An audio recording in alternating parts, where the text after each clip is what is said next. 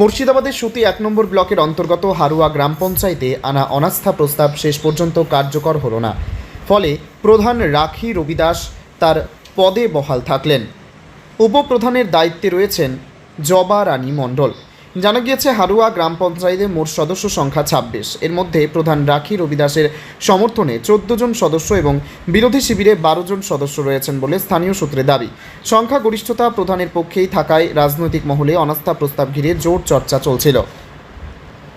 নির্ধারিত দিনে অনাস্থা প্রস্তাবের পরিপ্রেক্ষিতে আস্থা ভোট গ্রহণের কথা থাকলেও কোনো পক্ষের সদস্যই গ্রাম পঞ্চায়েত কার্যালয়ে উপস্থিত হননি।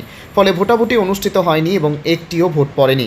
ঘটনাকে কেন্দ্র করে যে কোনো অপ্রীতিকর পরিস্থিতি এড়াতে গ্রাম পঞ্চায়েত চত্বরে মোতায়েন করা হয়েছিল বিশাল পুলিশ বাহিনী। শুধু স্থানীয় থানার পুলিশই নয়, নিরাপত্তা ব্যবস্থায় কেন্দ্রীয় বাহিনীকেও মোতায়েন করা হয়।